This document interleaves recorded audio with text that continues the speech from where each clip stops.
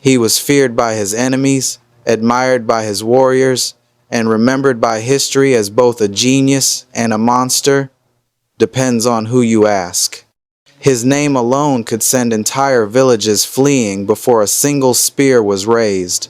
But who was Shaka Zulu, the man who built one of Africa's greatest empires? Some call him a visionary leader who united the Zulu people and carved out a kingdom that stood strong against all odds. Others perceived him to be a ruthless tyrant, a man whose thirst for power and brutality left trails of destruction across southern Africa. Was he a brilliant strategist who gave his people identity and pride, or a blood-soaked despot who ruled through terror? Watch this video until the end as we journey through the true story of Shaka Zulu, his humble and painful beginnings, his meteoric rise to power, his groundbreaking military genius, the shadows of his cruelty, his dramatic assassination, and the lasting legacy he left behind. Before Shaka Zulu carved his name into history, Southern Africa was a land of turbulence, uncertainty, and constant struggle for survival. The late 1700s were not a time of great empires or powerful kingdoms in this region. Instead, it was a mosaic of small clans and chiefdoms, each clinging to power through fragile alliances, sudden betrayals, and endless dispute. There was no single authority to unify the people, no central government to bring order. Instead, life was dictated by the spear and the shield. Raids were constant at the time. One season's ally could be the next season's enemy. Families were uprooted, villages destroyed, and leaders rose and fell with alarming speed. During this constant turmoil came a storm that was so powerful it changed the map of southern Africa forever. This period is remembered as the Mekane, a word meaning the crushing or the scattering. The Mfecane wasn't just a single war, it was a chain reaction, a ripple effect of battles, migrations, and displacements. As groups fought for survival, weaker tribes were absorbed into stronger ones, and countless communities were wiped out or forced to flee hundreds of miles. Some historians argue that the Mfecane was one of the most devastating upheavals in African history, rivaling even the great conquests of Europe or Asia. Entire societies were shattered, and in that chaos, opportunity emerged for leaders bold enough to seize it. At this time, the Zulu clan was hardly a force to be reckoned with. Under Chief Senzangakona, they were a small, almost insignificant community living in the southeastern part of modern-day South Africa. They were overshadowed by more dominant powers such as the Nyandwe, who were known for their aggression, and the Mathathwa, who maintained influence through trade and diplomacy. The Zulus' existence was fragile. Their survival was never guaranteed. Few would have predicted that this minor clan would one day give rise to the most feared empire in the region. But that's exactly what happened. From this overlooked community came a child born into controversy and rejection. A child who, against all odds, transformed not only his people but the entire destiny of southern Africa. His name was Shaka. The stage was set. The land was fractured. Its people were desperate for leadership and also vulnerable to domination. Out of such chaos, what kind of leader could rise? Would it be a savior who would unite and protect his people, or a tyrant who would use fear and bloodshed to etch his name into eternity? Shaka's story begins not with triumph, but with rejection. Born around 1787, he was the illegitimate son of Chief Senzangakona and a woman named Nandi. Their union was frowned upon, and when Nandi became pregnant, she and her son were cast out in disgrace. From the very beginning, Shaka carried a heavy mark, the shame of illegitimacy. Nandi, a fiercely protective mother, endured constant humiliation from her community. She was mocked, insulted, and forced to raise her son in the harshest of conditions. Shaka himself became a target. Other children made mockery of him, calling him names and mocking his birth. He grew up as an outsider, constantly reminded that he didn't belong. But this rejection didn't break him, it hardened him. Every insult, every beating, and every sneer sparked a fire inside the young boy. He learned early that trust was dangerous, and only strength could command respect. As he grew older, Shaka's path led him to the Mathithwa people, under the leadership of Chief Dingiswayo. It was here that Shaka found his true calling, the art of war. He trained as a warrior, honing his body and mind for battle. Unlike others, Shaka treated training with ruthless seriousness. Where others played, he perfected his spear thrust. Where others rested, he drilled. Dingiswayo quickly noticed the young man's discipline, cunning, and fearlessness.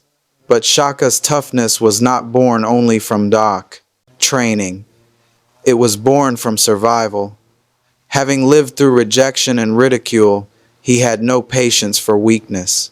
He trusted few, demanded absolute loyalty, and believed that only through dominance could one secure lasting respect. Psychologists today might say that Shaka's childhood trauma shaped his obsession with control and his merciless treatment of enemies.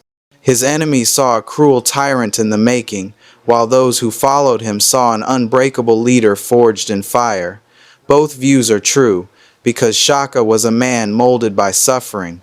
It raises a haunting question. Do great leaders need to suffer before they rise?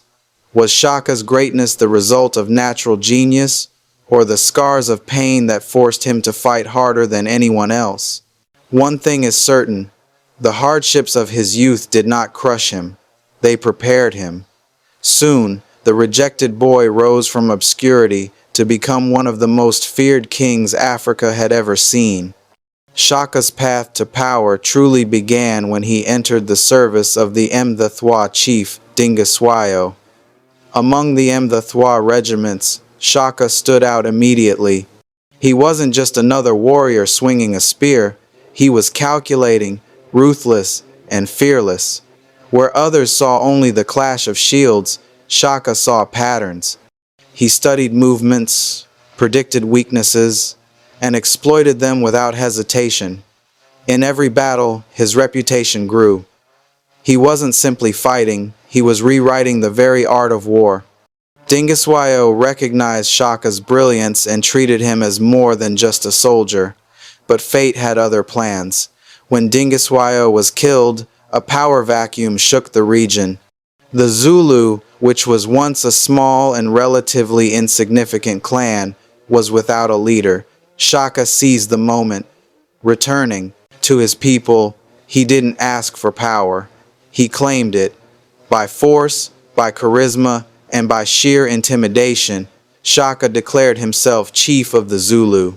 His rise wasn't gentle. Rivals within the clan, including relatives who questioned his right to rule, were swiftly eliminated. Some he executed publicly to send a message. Loyalty to Shaka was not optional. Mercy was not a language he spoke. But Shaka was more than just a tyrant in the making. He understood that survival meant strategy. He used alliances when they served him, forging pacts with neighboring groups to strengthen his hold. At the same time, he struck down enemies with terrifying efficiency, expanding Zulu power through both diplomacy and destruction. Under his leadership, the once small Zulu clan began to grow into a formidable force. Villages that once looked down on the Zulu name now trembled at the thought of crossing them. Shaka instilled in his warriors a sense of purpose, discipline, unity, and an unyielding will to fight for their people. And yet, behind the pride and victories, a shadow was forming. Even his closest allies knew that Shaka's trust was fragile. He demanded absolute obedience, and even loyalty could not guarantee safety. Those who disappointed him, even slightly, often paid with their lives. His genius as a commander was matched only by the fear he inspired. This was the turning point. Shaka was no longer just a warrior under someone else's command. He was becoming something far greater, a leader whose vision and brutality would transform the Zulu from a clan into a kingdom and from a kingdom into an empire. Unfortunately, the same qualities that lifted Shaka to greatness also sowed the seeds of fear and resentment, and it leaves us with a haunting question. Would you follow a leader who promised you victory, even if it cost you your freedom? When Shaka Zulu took command of his warriors, he didn't just lead them into battle. He rewrote the very rules of war in southern Africa. For centuries, fighting had been predictable. Warriors stood at a distance, hurling long spears at one another before retreating. It was more about showmanship than slaughter. Shaka looked at this and saw weakness. He wanted victory, not ceremony. And to achieve it, he forged an army unlike anything Africa had seen before. His first revolution was the weapon itself. Shaka replaced the traditional long throwing spear with the Ikilwa, a short stabbing spear with a wide blade designed for brutal hand-to-hand combat. It was named after the sound it made when pulled from a victim's body, Ikilwa. This was not a weapon for distance. It demanded courage, ferocity, and an embrace of bloodshed. Alongside it, Shaka introduced large cowhide shields, forcing warriors to close in, protect themselves, and fight up close. Battle became intimate and terrifying, but weapons were only the beginning. Shaka understood that discipline could transform ordinary men into a war machine. He drilled his soldiers relentlessly, creating strict regiments based on age groups. Warriors marched barefoot across thorny ground to toughen their feet. They endured long-distance runs carrying heavy loads to build stamina. Retreat was forbidden. A warrior who dropped his spear or turned his back was executed on the spot. Shaka demanded absolute obedience, and his men gave it because the alternative was death. Then came his most famous innovation, the bullhorn formation. Instead of chaotic charges, Shaka organized his army with military precision. The chest engaged the enemy head-on, locking them in combat. The horns' fast-moving flanks swept around to encircle the enemy. Meanwhile, the loins, a reserve force, waited behind, fresh and ready to deliver the killing blow. It was elegant, efficient, and devastating. Entire armies were crushed in a single maneuver. His strategies turned the once insignificant Zulu clan into a juggernaut. Rivals like the powerful Ndi Dwandwe were obliterated. One by one, surrounding tribes either fell under his spear or bent the knee in submission. His conquests expanded the Zulu kingdom into a formidable empire, stretching across vast territories. Shaka had transformed warfare into both a science and an art, and he wielded it with deadly perfection. Even European historians, who were often hostile to African leaders, could not deny Shaka's brilliance. They compared his tactics to those of Alexander the Great, Hannibal, and Napoleon. His armies moved with speed and discipline that stunned observers. He turned scattered clans into a nation, and his reputation alone was enough to terrify enemies before battle even began. But woven into this brilliance was brutality. Shaka's no-retreat policy ensured courage in battles, but it also meant countless warriors died unnecessarily rather than fall back. His execution of failures instilled fear as much as loyalty. His genius was soaked in blood, and his victories were paid for with the lives of his own men as much as his enemies. When Shaka secured the throne of the Zulu, he didn't simply want to be a chief among many. He wanted to be the king, the undisputed authority of an empire. And he knew that military victory alone wasn't enough. To truly control the Zulu nation, he needed to reshape the very fabric of society. His style of rule was nothing short of authoritarian, but it was also meticulously organized. Shaka centralized power by eliminating rival chiefs who might challenge him.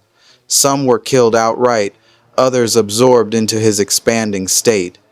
To ensure loyalty, he placed his most trusted warriors in positions of authority, men who owed everything to him and him alone. In this way, Shaka cut away centuries of fragmented leadership and welded the Zulu people into a single, formidable nation. But his genius wasn't limited to the battlefield. Shaka introduced sweeping social reforms that changed the everyday lives of his people. He created an age-grade system for his regiments. Young men were grouped together, trained, and lived as soldiers for years, their loyalty tied not just to each other, but to Shaka himself. These regiments became more than military units. They were a culture, a brotherhood, and a way of life. Through his reforms, Shaka cultivated a fierce sense of Zulu identity. No longer just a small clan, the Zulu became a proud people bound together by shared discipline, shared victories, and the unbreakable authority of their king. Songs and rituals reinforced this unity, and the warrior ethos became central to their culture. And so we face an uncomfortable truth.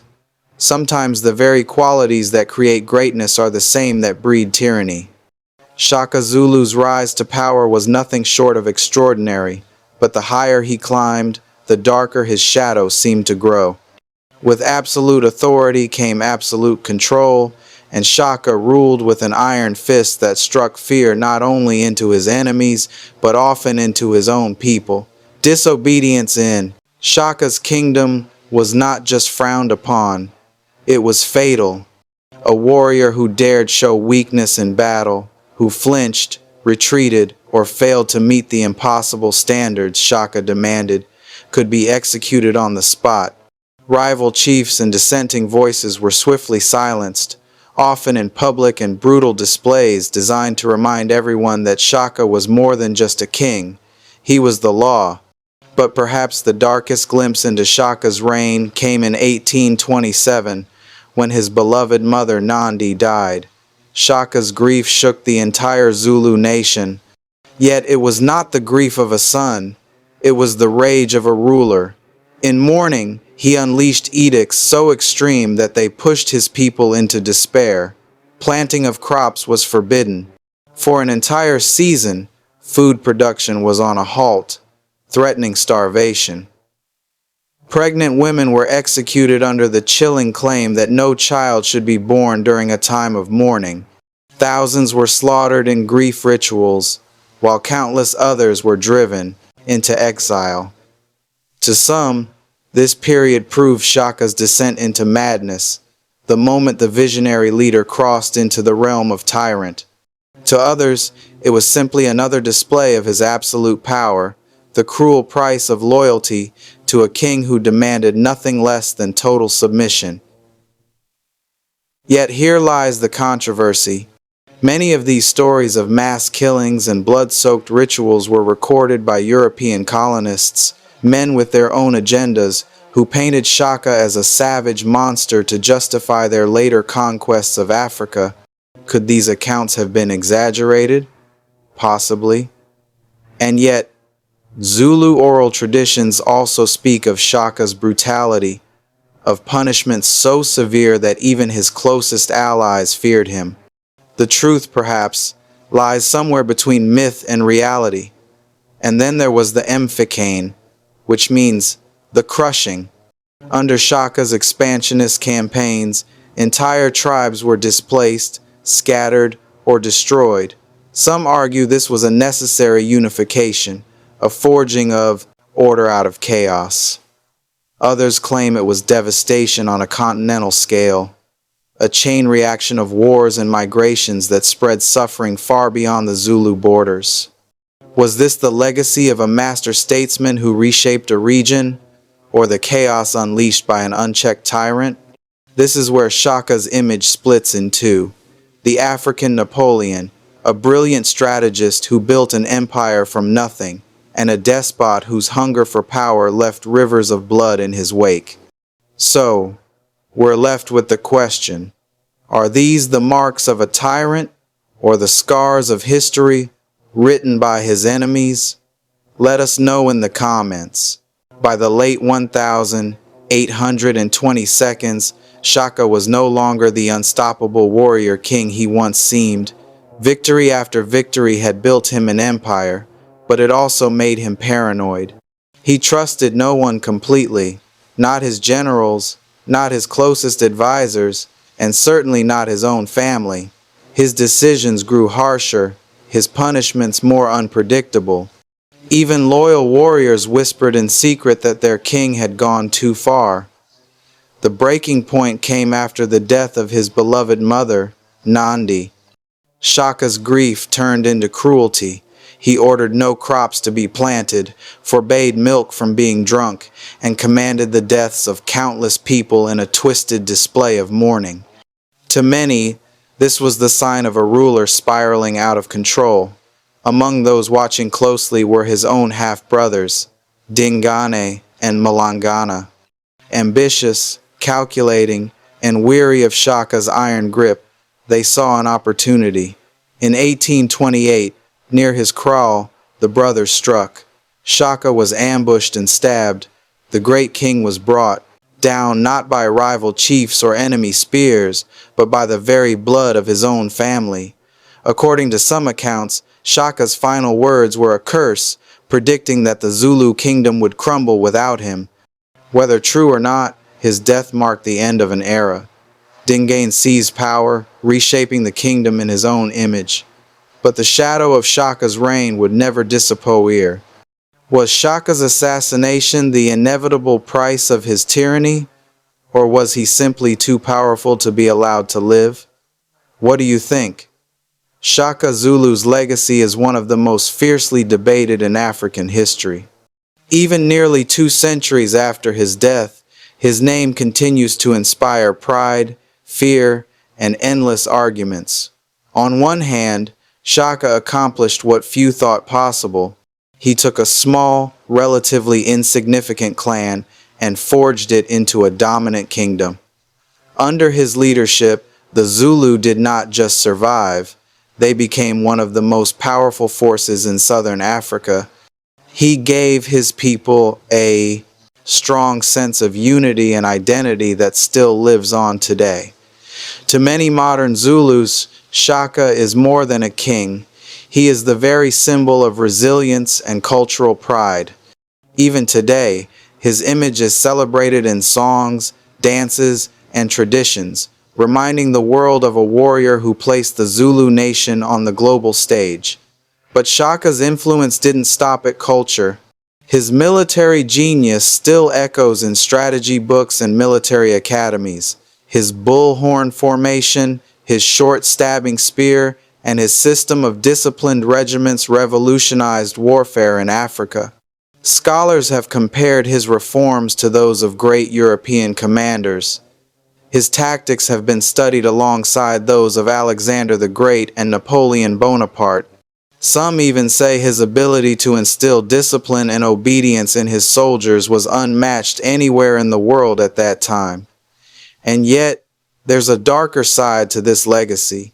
The same brilliance that expanded his kingdom also unleashed waves of destruction.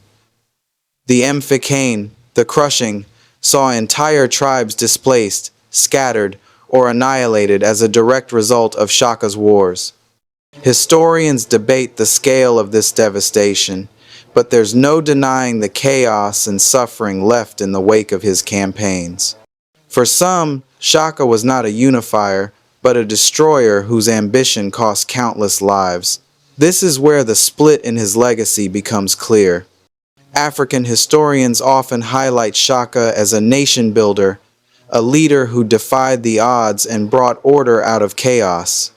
In their eyes, he was a visionary who gave the Zulu people power and dignity in a world that sought to erase them.